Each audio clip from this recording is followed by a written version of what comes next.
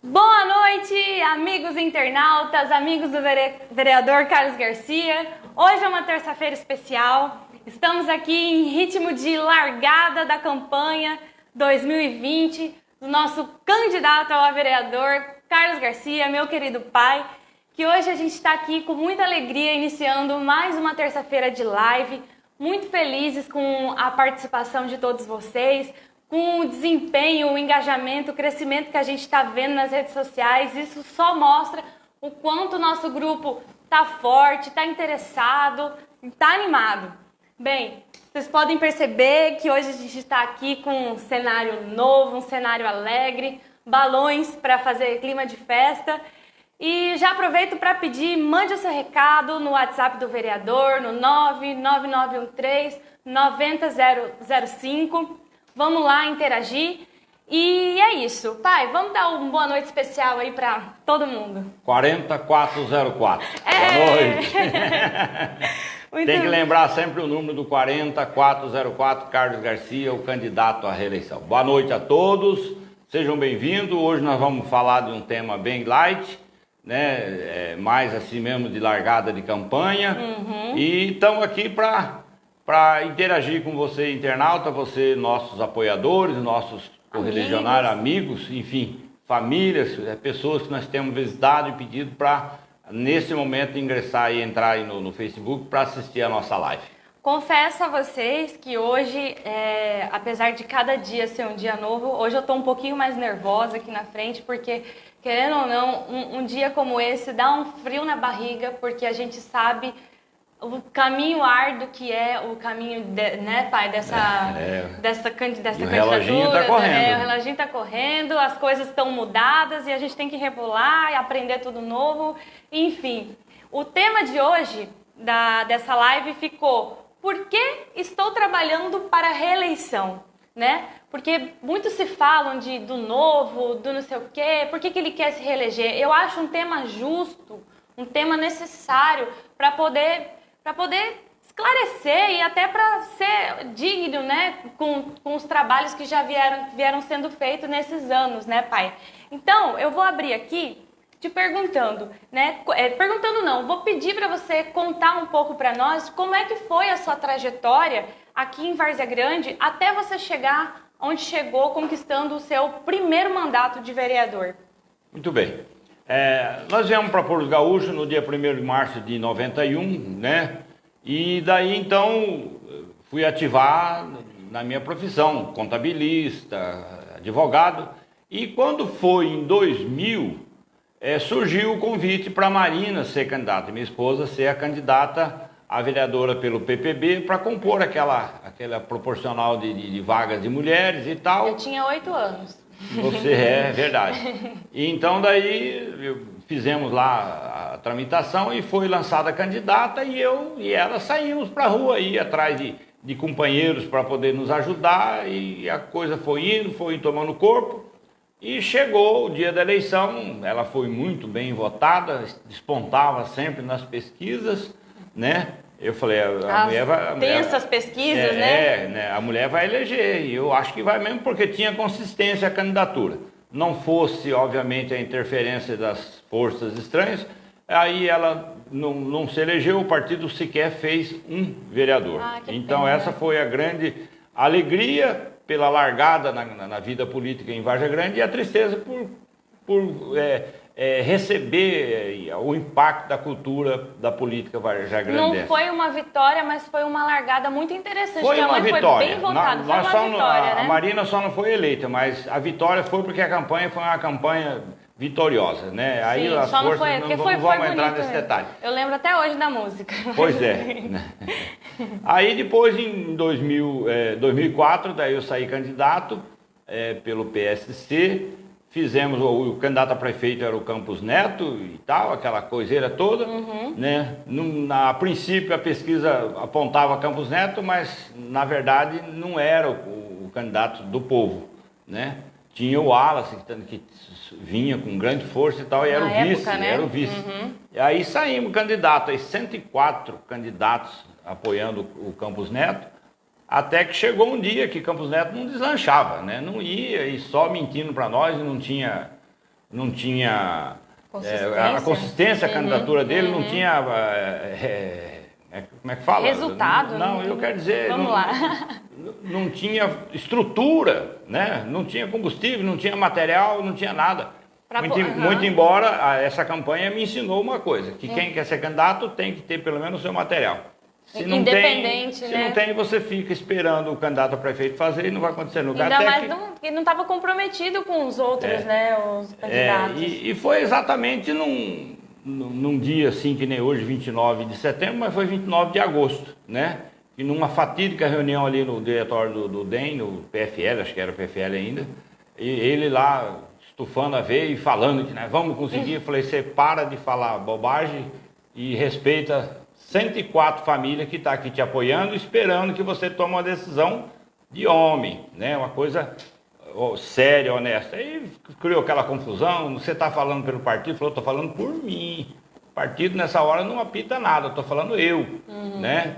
E disse muito bem isso para ele, na cara dele. Criou uma revolta danada e quando eu saí para fora, a imprensa toda ali alvoroçada. Garcia, você é o cara. Falou, não, eu só não sou bobo ficar aqui sendo enganado, né? E foi, aí naquela noite, no outro dia ele já não era mais candidato e aí já começou o processo de sucessão, de substituição, e aí entrou o Wallace e eu fiz 1.331 votos. Nossa. Né? Naquele tempo, fiz 1.331 votos, fiquei numa terceira suplência, mas como o candidato que ganhou foi o Murilo, 588 votos de diferença, para você ver que não é diferença, né? Mas o Murilo ganhou e eu não pude. Murilo era vereador. Murilo era candidato a prefeito. Prefeito? E foi prefeito. daí Ele era contra o Wallace. Era né? a situação tá. né? E nessa história aí eu fiquei na suplência e não tive como negociar uma participação de suplente, nada. E também nem quis, porque a coisa foi não te abraçou, né? Eu senti que na campanha aqui em Vargem Grande é complicado, né? Aí, como diz, o Wallace perdeu a eleição por forças estranhas também, né? Não vou falar também. Aí tá. Aí terminou 2004, 2008. Na campanha de 2008, eu tive um problema. Você foi insistindo, né? Toda vez. Não, eu tinha um patrimônio político conquistado ao longo dessa situação. Aí eu digo, sabe o que é patrimônio político? São aquelas pessoas que acreditam em você, que confiam em você, que está com você, que não cobra de você, que está sempre ali te apoiando. Nós construímos esse patrimônio político desde o tempo da Marina.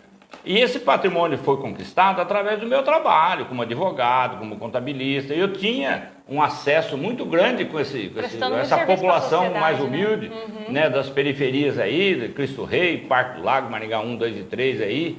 Eu ajudei muita gente e não cobrei, eu ajudei, né? E então isso aí eu tenho hoje amigos aí que mais de 20 anos aí que estão junto com a gente, né? E eu tenho o maior prazer de dizer que estão, e eles têm também de dizer que lutou e está junto com nós hoje. É que é uma construção, né, pai? Você vai com seu conhecimento jurídico, que apoiou ali, a comunidade vem com apoio e vai construindo uma rede, né, de apoio e esse patrimônio político. Constrói-se um patrimônio político que ele não é destruído. Tanto é que um dia, agora recentemente, o Chico Curvo teve uma tirada assim que eu achei fantástica. O que foi que falou, ele doutor Carlos Garcia, né? Eu falei com um eleitor seu hoje, e o seu eleitor me mostrou uma coisa: o seu eleitor pode chegar com um caminhão de ouro. Ele é fidelizado, e é mesmo.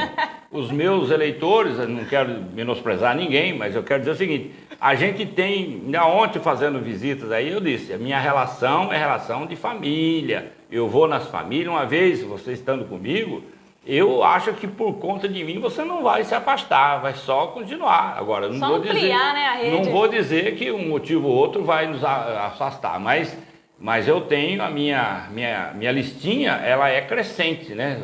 Começou lá em 2000, hoje está aí já com 20 e tantas páginas, graças a Deus. Então, em 2008... Você apoiou o Cardoso daí, não, né? Mas aí teve um problema da dupla filiação. Eu não sei se foi proposital, não sei, mas foi fundamental para a decisão de um detalhe para mim. Porque eu poderia ser candidato através subjúdice, né? Mas aí a equipe do Wallace, que estava apoiando a reeleição do Murilo, me procuraram e falaram: Garcia, é o seguinte, o Wallace tem muita gente para apoiar e pediu para você, se você tem a condição de não ser candidato e vão colocar você na Procuradoria Patrimonial, advogado e tal. Quer dizer, juntou o queijo com a marmelada ali naquele momento, que eu estava também numa situação difícil, ia precisar do apoio mesmo de alguém para me tocar a campanha. E essa situação do problema de filiação, eu achei melhor puxar o FRAP. E nessa situação apareceu o Cardoso, que hoje me agradece. Né? Lá, Cardoso, tudo bom? Lembra os 400 e poucos votos que nós te damos aquela vez? Foi exatamente o que fez a reeleição do Cardoso. Maravilha. Ver o que é o apoio, né? Então, confiança, né? Porque não votou em você, mas votou naquele que você indicou, porque eu consegui você transferir os votos, pelo menos uma quantidade de votos, e o Cardoso, isso foi mais de 400. Eu também trabalhei nessa situação, acho que foi isso mesmo, porque a gente não pode mensurar. Mas, e o Cardoso foi eleito e está tudo certo e assim seguiu. 2008. Quando Fechou 2008. E aí? Aí que entra o detalhe. Aí a coisa melhorou, porque me jogaram na Procuradoria, talvez pensando que eu ia me lascar lá, né? Pois aí é que aconteceu o contrário. Eu cresci dentro daquela situação porque eu pude entender a dificuldade que o município tem com relação aos problemas fundiários, problemas habitacionais. Sim. E foi nessa época que o Dito Louro, seu secretário de Desenvolvimento Urbano, uma coisa que era na época, nós fundamos a agência de habitação aqui do município de Várzea Grande. Eu fui um dos mentores que fizemos toda a estrutura jurídica da habitação. E trabalhamos ali junto. Então, de certa forma, você saiu daquela coisa de trabalhar como um candidato e possível vereador, mas de alguma forma você estava na política. Participei da política de 2008 que nem um louco para a reeleição do Murilo contra a candidatura do Júlio Campos, que comprou a vaga do Max Suez, aquela negociata que teve, né? E aí nós trabalhei demais, né? E sempre aí então apoiando o Cardoso, que aí foi fácil. Aí, como diz, não era candidato, era só o apoio mesmo. Mas trabalhando na Procuradoria, fui pegando cancha ali nesse período ali e tal, né? E tomando pé dessa situação, porque aí você conhece tudo, você é servidor público, você está ali dentro, você conhece. E aí foi aí que eu vi o quanto Várzea Grande precisa de uma política de regularização fundiária e uma política habitacional voltada para a classe que realmente precisa de habitação, né? Desde aquele tempo eu venho lutando com esse negócio aí, vendo essa situação e às vezes não podendo fazer nada, mas na medida que eu posso fazer na minha vida privada, no particular, eu tenho feito. Então foi um presente, você conheceu um gargalo. Me deram um presente sem saber que eu era merecedor. E eu aproveitei e fui firme ali. E aí foi quando chegou em 2012, aí tive que sair do serviço público para poder tocar a minha campanha. Foi quando você aí candidatou novamente em 2012. Aí eu entrei através do PTC, aquela coisa toda, tal. Né? E esse 2012 aí é o 2012, né? Esse 2012 é de chorar. Por quê? Fizemos uma campanha belíssima, tranquila, né? Tinha 3 candidatos, era o Lucimar, o Wallace, o Tião e o combatente Milton, né? Eram os 4. Mas os 3 que estavam despontando chegaram ali na no ponta pau da a pesquisa, pau ali, né? Aí nessa votação eu não fui eleito, fiquei na primeira suplência por míseros 3 votinhos. Por isso que eu falo que uma visita hoje é importante, um voto é importante e eu busco incessantemente esse votinho a mais. É inacreditável. Porque eu vivi essa situação e chorei sozinho, vamos assim dizer, sozinho, né? Não, choramos todos. Pois é, todos. Mas eu aqui falei, puta, por que eu não fui lá no seu Dito Ventura? Por que eu não fui lá no fulano? Não é que eu não fui, naquela época eu não fui, não foi porque eu não quis, é que a situação, eu tinha que trabalhar a coisa, porque numa campanha nossa aqui, eu sou coordenador financeiro, coordenador material, coordenador não sei o que, para comprar combustível, distribuir combustível, a gente praticamente centraliza a situação, porque é uma campanha que não dá para ter muita gente trabalhando, porque onera, né? Então eu centralizava e fazia, e chegou nessa época aí quando faltou alguém, né? A conversa do amigão lá, mas doutor Carlos, o senhor não trouxe o papelinho? Nós só botamos no alvo. Eu falei, então tá bom, senhor Dito. Eu me sinto recompensado, uma humildade dele de dizer, falou, o senhor não trouxe o papelinho, vai fazer o quê? Não deu. Mas aí, então, em 2012 aconteceu isso aí, daí ficamos aí tocando a nossa vida. Por falta de papelinho, agora a gente coloca. Aí o papelinho aí bastante, né? Aí então de 2012 até 2014 fiquei pagando conta, aquelas coisas todas, que é normal de cada final de campanha. E quando foi em fevereiro de 2015, aí eu assumi a suplência por um afastamento do titular da vaga, que era o Fábio Saad, e foi exatamente 84 dias. Foi esse período que eu fiquei lá. E aí eu aproveitei como se fosse o último dia, o último momento da minha existência, né?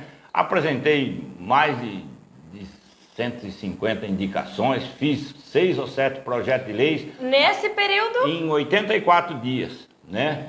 Briguei com o Jânio Calixto e fiz tudo que tinha que fazer, né? Matou à vontade, né? Mas eu fui combatente, eficiente, aprovamos 2 desses projetos de leis. Um foi a criação do Horto Florestal. Olha aí. Né? E o outro foi a aprovação da regulamentação. Segura aí. Ó, já tem uma pergunta aqui que vai casar com esse seu comentário. Aqui o Edmilson Lemes, ele pergunta, boa noite, vereador, quais foram os seus projetos? Aqui a gente...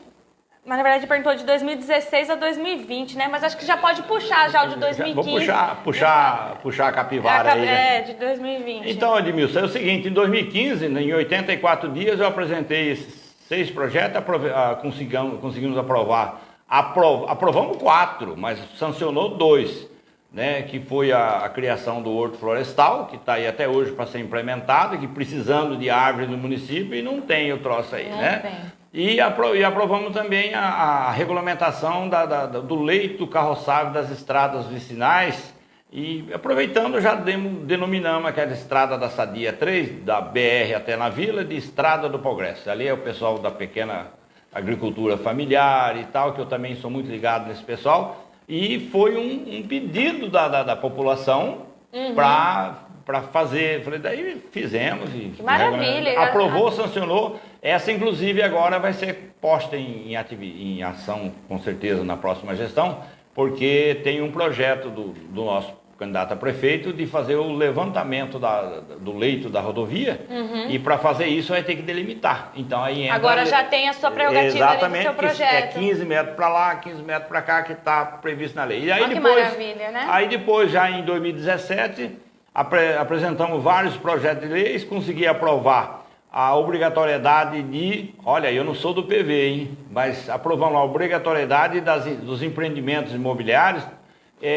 colocar plantação de árvores nos empreendimentos, né, como forma de compensação pelo problema ambiental que existe, tá? Mitigação que fala, né? Isso. E aproveitar, por exemplo, o residencial é esse aqui, mas tem que ser mais, aproveita, coloca plantação de árvore. Estende para outros espaços também. Zé Carlos Guimarães, Jequitibá, Júlio Domingo de Campo, vamos plantar árvore. Então esse projeto está funcionando lá. Graças a Deus. Criamos um projeto de lei, adote um ponto de ônibus, que, engraçado, as coisas aqui na Vargem Grande não vai mesmo. Estava tudo acertado para uma rede de banco, para comprar os pontos de ônibus, para poder botar a propaganda.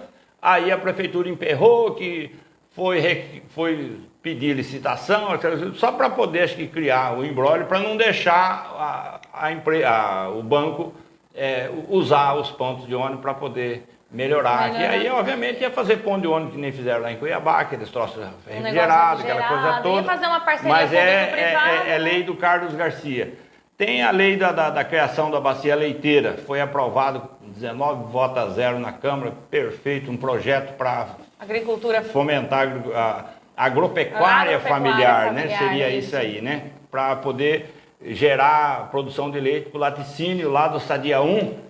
Aí tal, ficou lá e na última hora a prefeita resolveu vetar, dizendo que isso aí não seria possível, que o município não tinha estrutura. Falei, tá bom, pode vetar. Aqui tudo que eu fizer não vai passar mesmo, então tá bom. Pai, e tem mais, tem vários projetos de lei que estão valendo aí. Olha o tanto de coisa que tem aqui, né? Eu apresentei 28 projetos de leis, votaram, estão sancionados acho que 7 ou 8, se não me falha a memória, 9, né? 28 aprovados. Aprovados, mas aí para sancionar depende lá do executivo, né?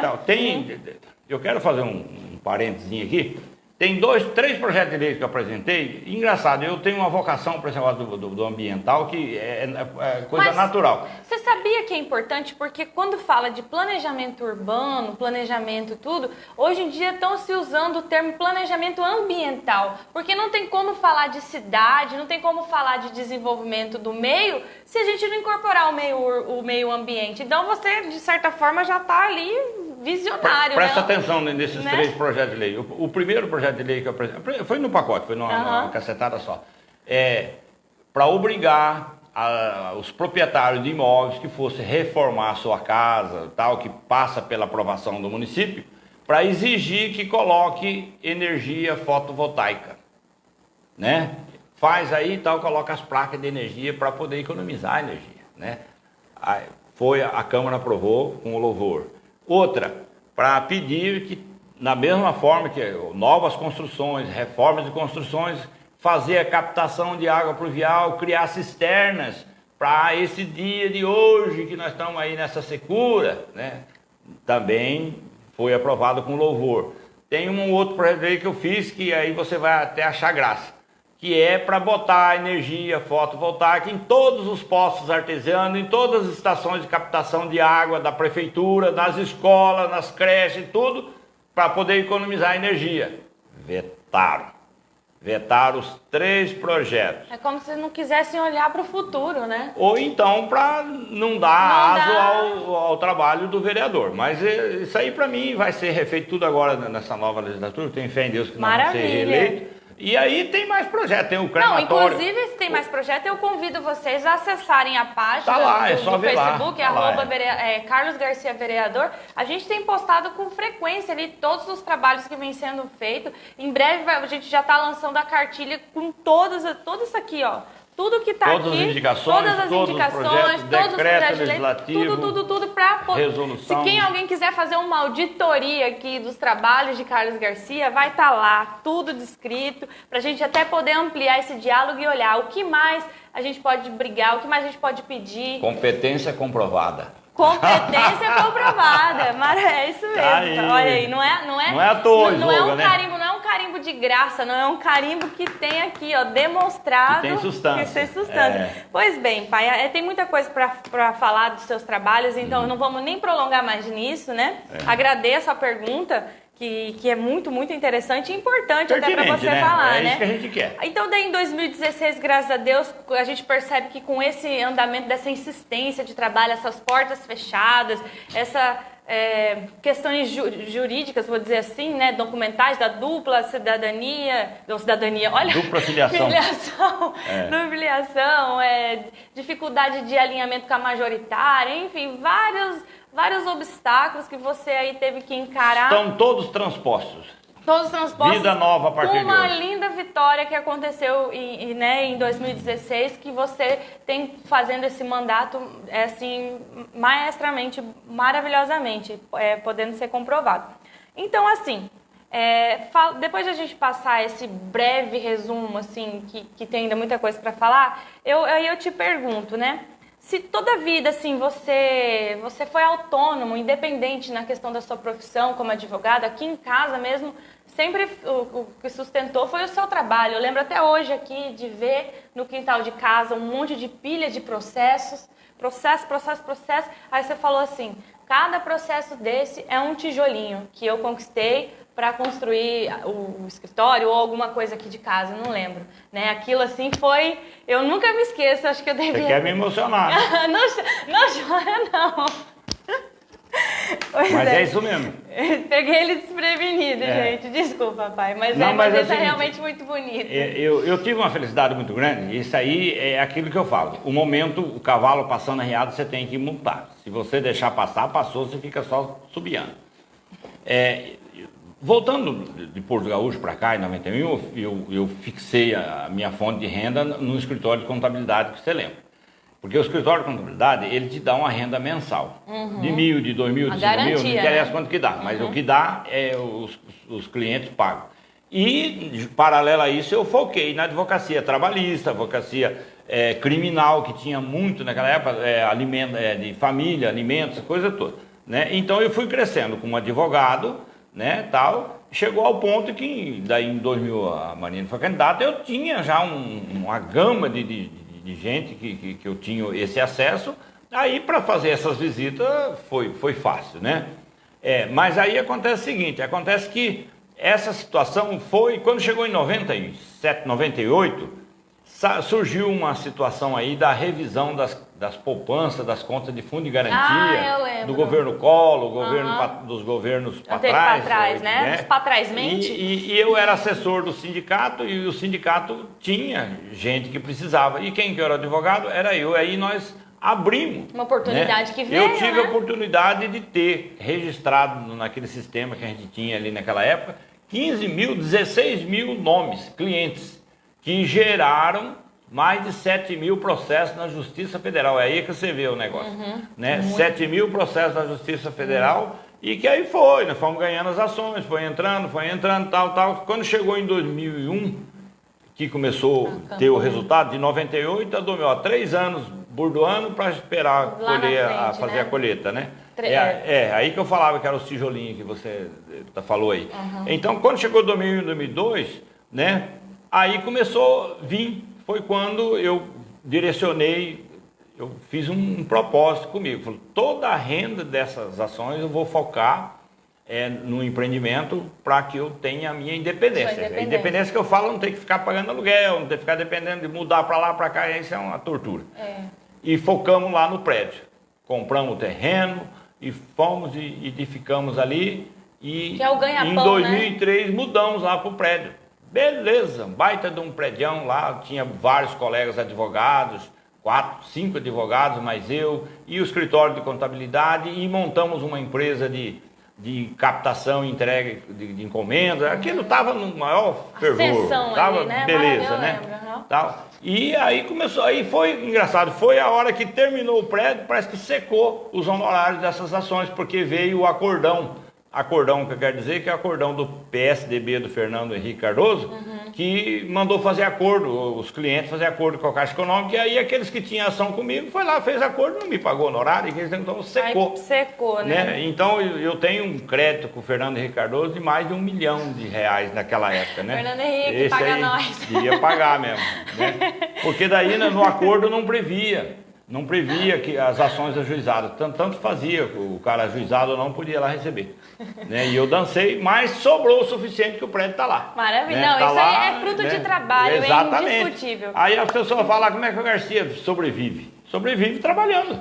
Simples. Trabalhando. Nós levantamos cedo, dormimos tarde, e assim vai. Então a minha vida sempre foi desse jeito. E é um livro aberto, né, pai? Tanto que é um livro aberto como a casa é aberta. Cada dia chega gente nova. É esse que é o importante. A propaganda, ela está rastilhada e esparramada que nem rastilho de pobre. Todo mundo conhece o Carlos Garcia, né? O boca a boca só conhece quando alguém tem alguma coisa para falar. Tem alguma coisa para oferecer.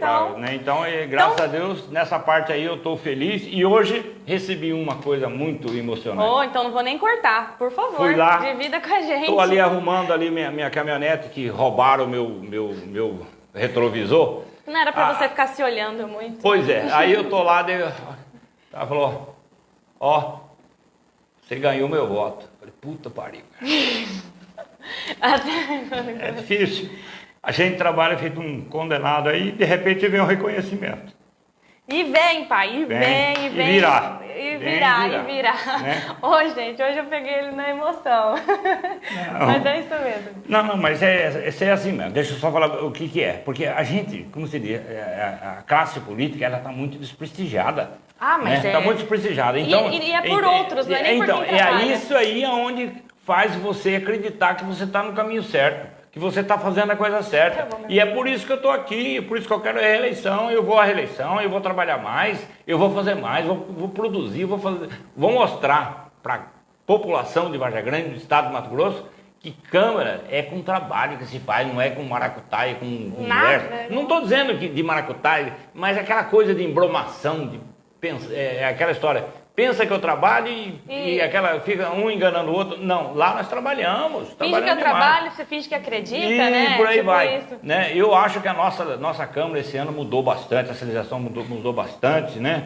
Nós temos lá vereadores fantásticos lá, de boa, né? Que são parceiros mesmo, né? Então eu estou aqui buscando essa reeleição para poder dar o melhor de mim nessa nova legislatura que vem aí com a bênção de Deus. E vem com tudo, gente. É clima de festa, clima de largada.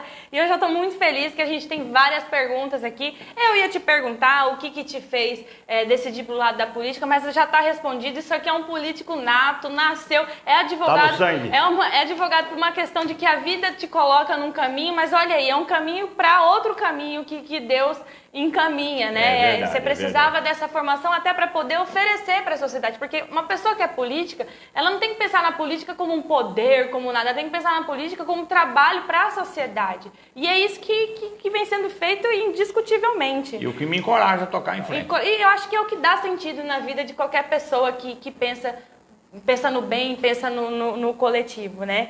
E eu ia perguntar, deixar para o final, né? Por que você acha que merece a reeleição? Mas eu acho que a pergunta ela vem sendo respondida e vem sendo provocada até para poder levantar tantas coisas boas aí que vem demonstrando nessa sua trajetória. Agora eu vou abrir aqui as perguntas, já tem algumas perguntas, que se fala muito assim, vamos começar aqui pelo Sandro, né? Sandro, boa noite, vereador Carlos Garcia. Em sua reeleição, quais são as principais pautas para o ano de 2021? Qual o projeto de lei prioritário para o senhor? Bom, na verdade, nós não vamos focar no projeto de lei porque a Câmara de Vereadores não é só produzir projeto de leis.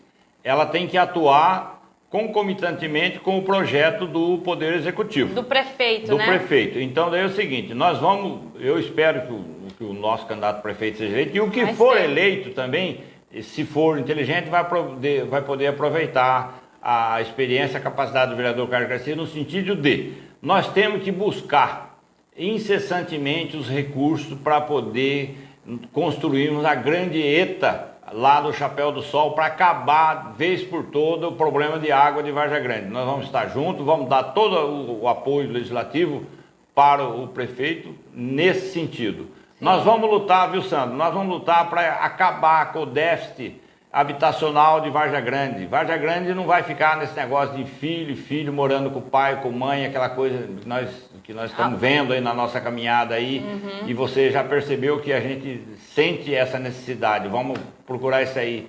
Nós vamos trabalhar com o problema da saúde, vamos tirar o pronto-socorro daquele lugar que está ali todo travado.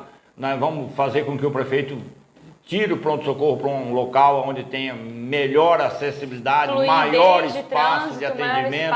E ali transforma numa maternidade, aí nós vamos ter uma maternidade para nossas crianças nascer aqui na Vargem Grande e paralelo ali, porque o espaço ali é grande, cria-se a UPA para atender o pessoal aqui do 24, 13 de setembro, Novo Praia Grande, Bom Sucesso, a região toda ali, para cair ali, para não ter que acumular aqui no IPASA. O IPASA faz aqui tudo, aqui, a questão do centro.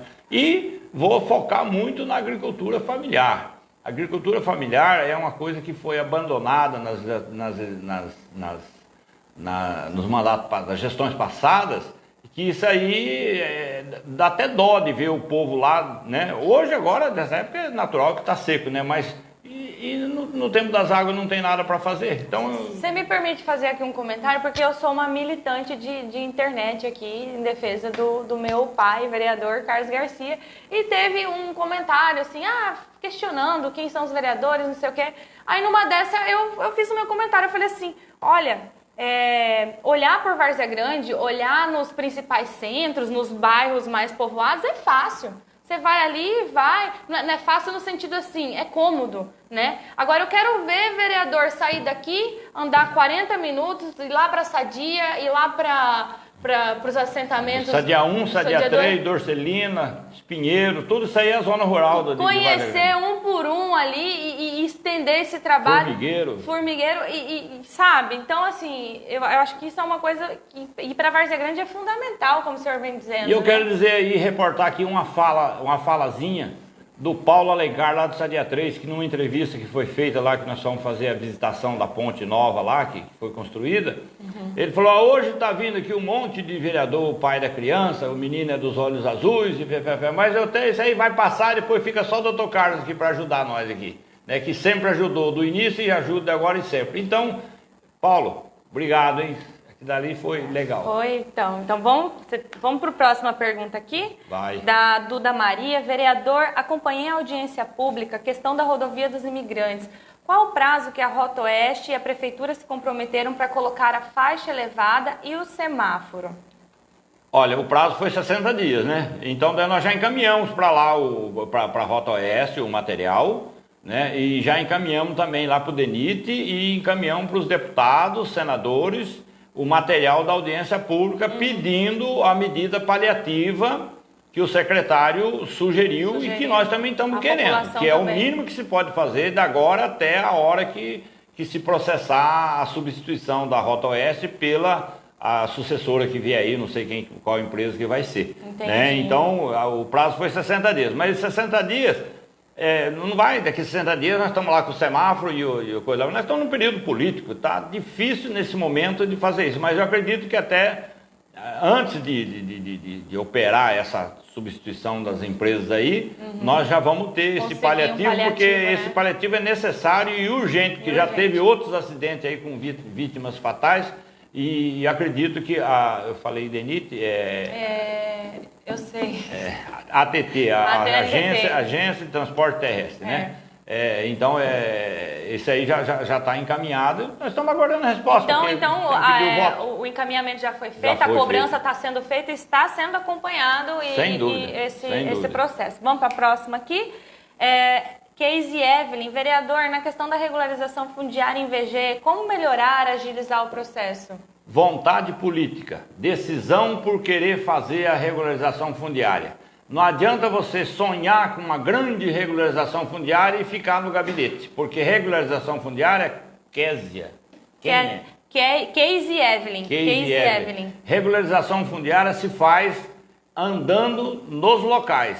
Você, o secretário, o superintendente, o responsável pela pasta, o topógrafo, o assistente social e gente ajudando, medindo e fazendo todo o levantamento e depois colhe o material, vem para o gabinete e manda e faz as providências. É assim que se faz na minha modesta concepção de regularização fundiária, tá? Legal. Então eu acho que aí o principal, vontade política. Então, próxima pergunta, espero que tenha respondido com satisfação aí a nossa ouvinte, amiga de Carlos Garcia, Casey Evelyn. Então, a Rosana Salles, ela traz aqui. Boa noite, vereador Carlos Garcia. Como o senhor pretende fiscalizar o trabalho da prefeitura? O senhor vai criar algum instrumento que facilite o acesso do cidadão às ações do seu mandato? Bom, o meu mandato é uma porta aberta. O meu gabinete não tem tramela, lá chegou, é atendido e é desse jeito que né? Sempre foi. Agora vocês estão vendo que tem esse problema da pandemia, não está tendo gabinete para ninguém. Ninguém fica lá para ficar contraindo Covid, né? Nós estamos aqui no escritório, mas atuando aí direto. Com relação à sociedade e o Carlos Garcia, estamos de porta aberta. Rede social, né? Tá, e as redes sociais podem cobrar. E nós, com o Poder Executivo, nós temos o nosso acesso. Os nossos secretários aí, a gente tem ainda essa semana, nós estamos batendo aí para fazer o grande quebra-mola, passagem elevada na entrada do residencial Júlio Domingo de Campos, que ali tá um Deus nos acuda, né? Tanta gente pedindo para que faça isso ali, porque lá na Coca-Cola, que não tem criança, não tem nada, tem 3 quebra-mola. Custava fazer um ali? Eu acho que falta vontade. O Luiz Celso tem que amolecer esse coração aí e fazer, porque a população quer fazer. Mas aí nós não vamos instigar para depois sofrer um processo, depois a prefeitura ir lá e arrancar. Aí nós não é vamos prejuízo para todos, mas que deve haver bom senso da prefeita, do Luiz Celso Sampaio, vamos lá arrumar essa passagem elevada, né, daqui para lá, do lado direito, em frente à escola Garcia Neto, e do lado de lá, obviamente, de quem vem, para poder coibir aquela... Porque ali é um lugar de velocidade máxima ali, e ali tem criança, gente, pelo amor de Deus. Então é o trabalho que a gente faz, né? A gente vai na educação, vai no centro social, vai na desenvolvimento urbano, enfim. Na verdade, graças a Deus eu tenho esse livre acesso nessa gestão com os secretários. Muitas vezes não acontece porque a gente também entende que não vai fazer tudo. Eu poderia até também contribuir aqui para a resposta da nossa amiga, no sentido, Rosana, que assim, como você pretende fiscalizar, na verdade eu acredito que vai ser continuar fiscalizando como tem sendo feito. Agora, o interessante é que com essa ampliação das redes sociais, dessa comunicação mais direta, talvez o trabalho desse dia a dia, do bastidores, seja ampliado por aqui e todo mundo saiba o que está acontecendo. Veja bem, né? Eu estou atuando nessa construção dessa passagem elevada lá, não é porque eu já conheço lá, já fui várias vezes lá, mas acontece que nós já entramos com 3 indicações para isso, e agora ultimamente que o bicho está pegando lá, como é que eu estou respondendo? Respondendo através da mídia. O pessoal entra no WhatsApp, cobra do vereador e cobra duro. Agora tem até uma associação lá para bater duro lá, porque o pessoal estão se organizando e eu acho isso tá de parabéns, né? Porque é assim, precisa, né? Juntando força e uma liderança para poder falar, beleza. Então a gente está atendendo dessa forma. Legal. E Rosana, e vai ser desse jeito. Lá no seu bairro, nos bairros onde tiver, o WhatsApp, o telefone do vereador vai estar sempre à disposição. A gente vai finalizando aqui, tem uma pergunta da Bárbara Jardim. Boa noite, vereador. Existe algum projeto ou vontade do meio político em aumentar a fiscalização da rodovia, a Avenida Maria Andreasa, pois vem acontecendo vários acidentes fatais, além do atropelamento de animais? Isso aí é o que nós estamos acabando de falar aqui. A dona Bárbara sabe disso, ela mora lá nesse residencial, né? E ela convive diariamente com essa situação aí. O que tem que acontecer? A nossa rodovia Maria Andreasa, ela foi concebida dessa forma, mas eu estou achando que deve estar faltando algum instrumento para definir a velocidade ali. A velocidade, porque... Iluminação também, Está né? lá agora um projeto lá de 2, 3 quilômetros de iluminação que vai sair, que já era programado, que nós já...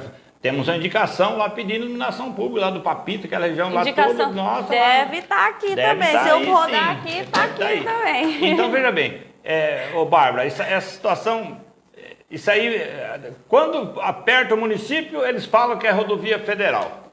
Quando o município tem interesse, eles vão lá, faz o que quer. Então, na verdade, o que está faltando é bom senso.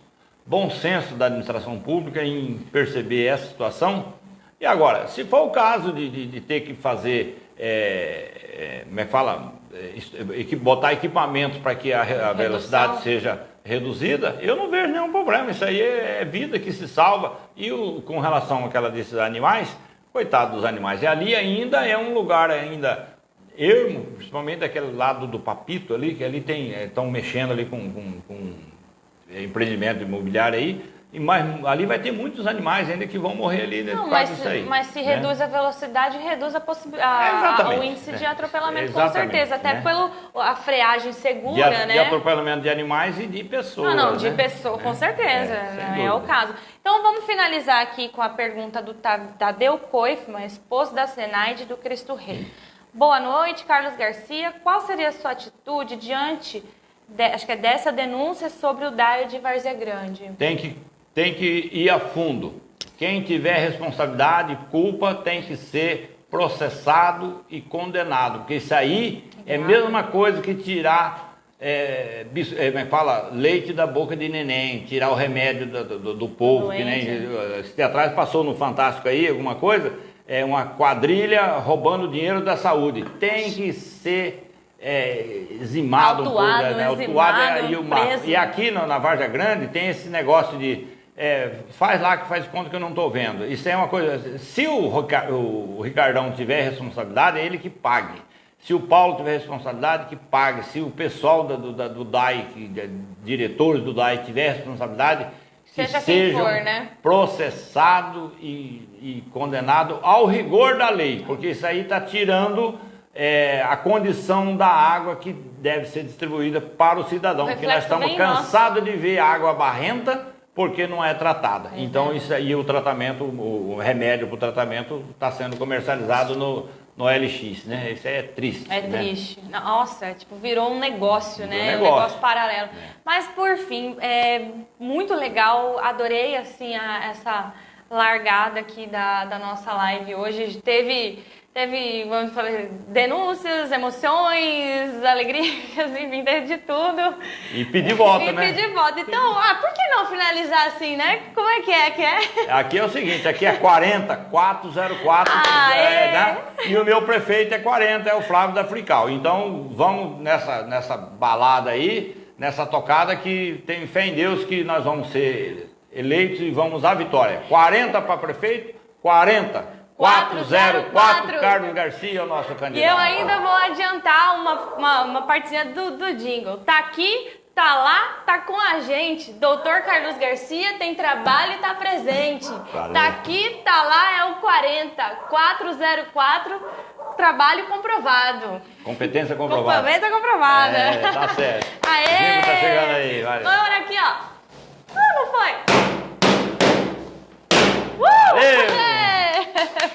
Boa noite, pessoal. Até a próxima. E sexta-feira já temos material.